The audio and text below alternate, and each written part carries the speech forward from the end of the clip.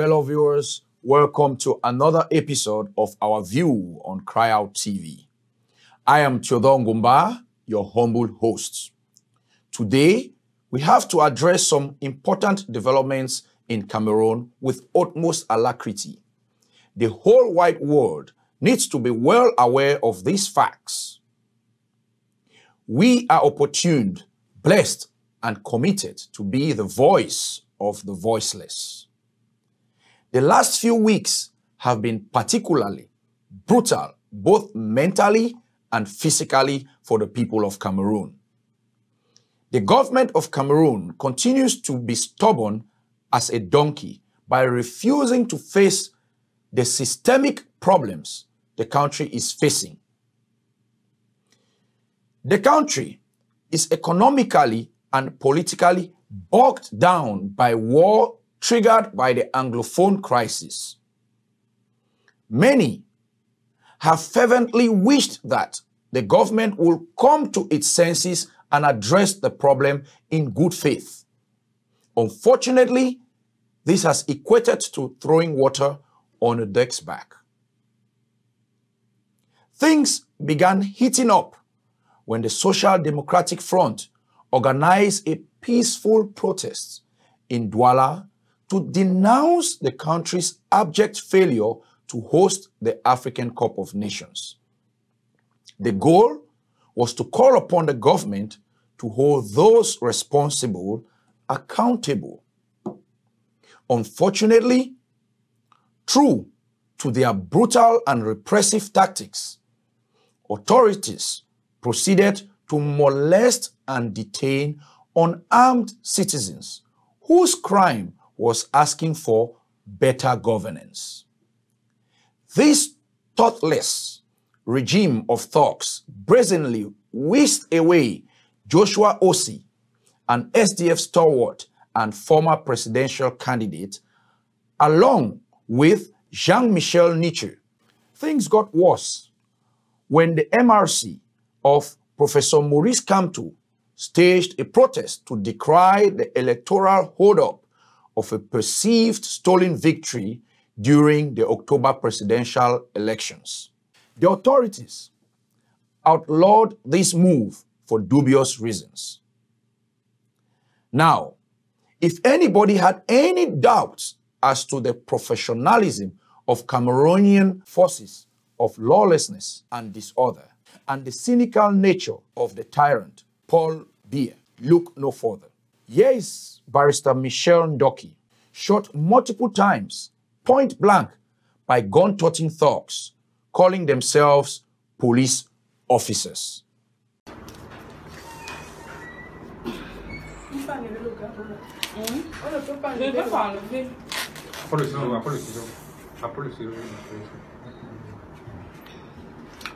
Merde, quel criminel ce gars.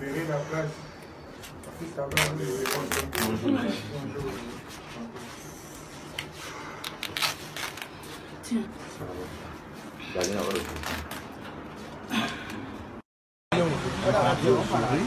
Dans la voiture.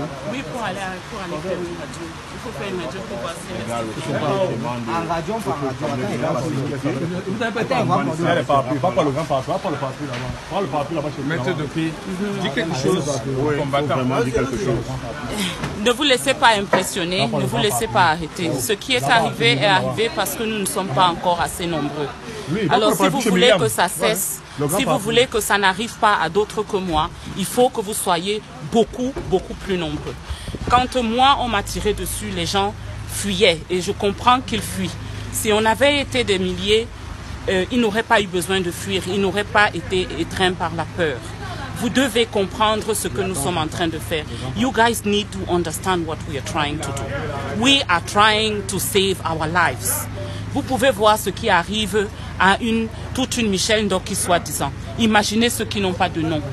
Donc, rejoignez le combat, rejoignez le combat. Merci.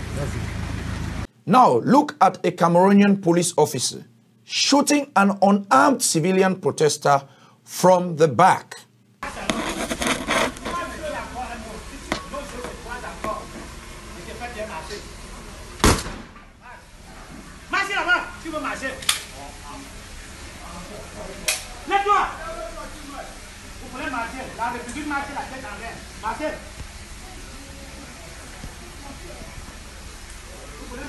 How much of a threat was this poor fellow? Our guess is that the slogan of the Cameroonian police is civilians for target practice.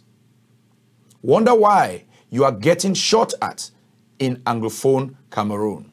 Celestine Jamin, an MRC big shot, was equally hit by yet to be determined calibers of ammunition. This irresponsible government has now shown to the Francophone population that they will be shot at and arrested just like the Anglophone lawyers, teachers, and students who rose to fight for their rights. It is noteworthy to mention that this has been the trend for the last 60 years. While the limelight is on the Amazonian War of Independence, many forget the bloody protests of 2008, the Bipanda 9, the university protests, and insensitivity towards law-abiding citizens who ask for nothing but their legitimate rights. To further prove to the whole world how nefarious, conniving, and unproductive this regime is to its people, the government quickly held a press conference to address the MRC protests.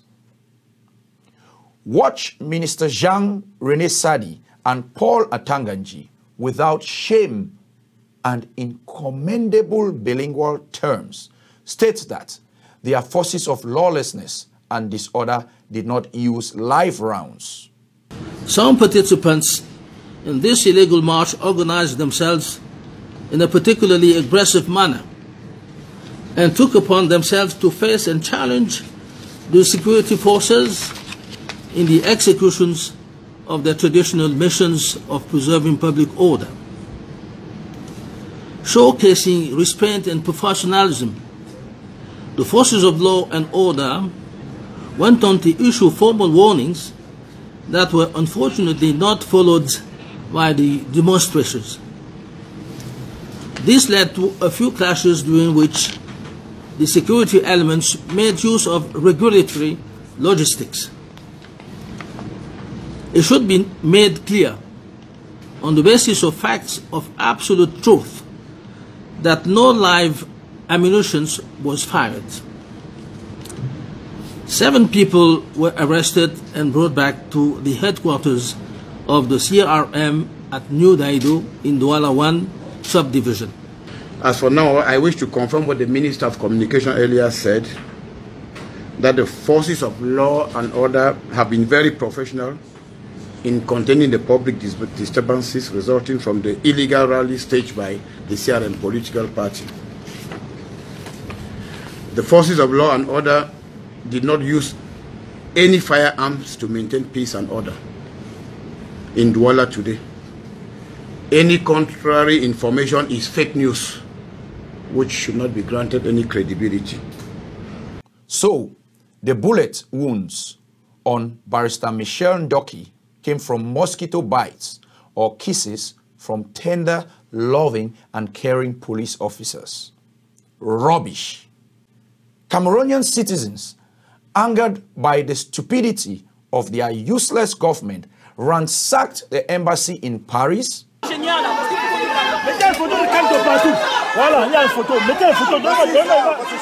Partagez le direct.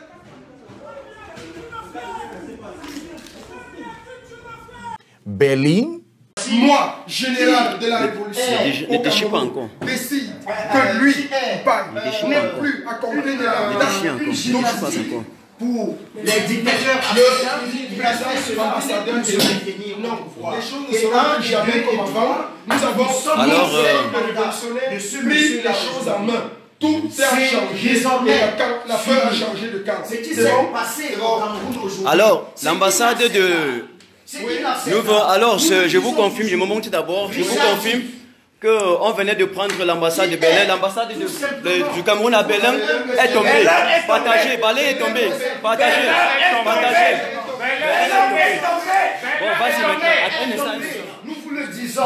Je parle sur le contrôle de Gilles Samson. Bon, vas-y maintenant. Donc Berlin vient de tomber. Je parle sur son contrôle. Moi, en tant que général de la révolution et commandant des forces révolutionnaires dans le monde, je déclare que lui, le nommé Jean-Marc Paille, ancien ambassadeur du Cameroun en Allemagne, est à compter de la date d'aujourd'hui même, du présent décret que je proclame et que je prononce maintenant, il est relevé de ses fonctions. Et nous exhortons le président élu, Maurice Kamto, de nommer immédiatement dans les brefs délais un ambassadeur en Allemagne, afin que nous l'installions et qu'il prenne ses fonctions lui-même. Donc c'est terminé ce diplôme qui confirme à Jacques Paille le grade et la qualité d'ambassadeur est démis et déchiré complètement. Nous ne le reconnaissons plus.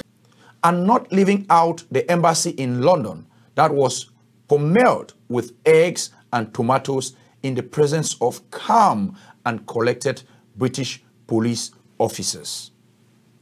To further worsen the tension and commotion, Cameroonian authorities proceeded to arrest Professor Maurice Kamto.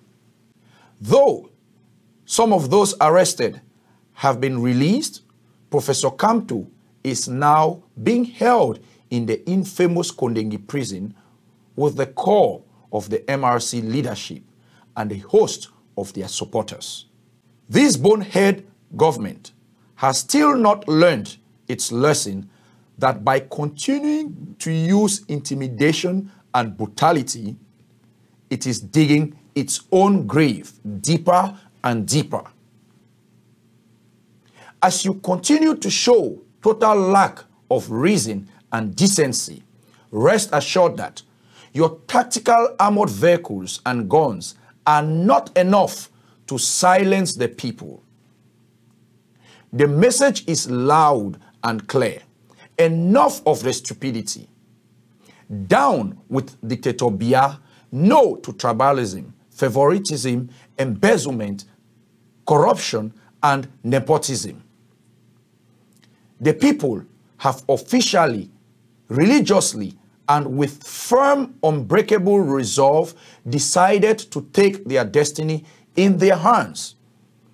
It is a shame that a patriot like Professor Maurice Kamto, who played a very crucial role during the Bakassi crisis, is now a victim of the same justice system he masterminded. This platform will forever stand for the people and not an agenda. On this note, we are reaching out to you all, SDF, MRC, Anglophone, Francophone, the all and sundry. We are your voice and will not hesitate to stand with and for you. Our people continue to rely on mediums like MTN, Orange, and Nextel, which limit their capabilities to rally in large numbers and instantly. Matter of fact, some of these outlets are not concerned about the people, but are more worried about profits. Download the Cry Out application on Apple Store or Play Store, which has the capabilities of push notifications and can be handy if need arises. We tried in the past to reach out to some prominent Francophone activists to join forces and provide solutions to the current problems. Unfortunately, greed and ego pushed them to resort to insults and backstabbing. Some even took our blueprint and tried to start a TV station. Now, they spend more time fighting each other than fighting for the people. We will continue to follow the developments and do our best to keep you informed and encourage debate. Thank you all for listening and stay tuned.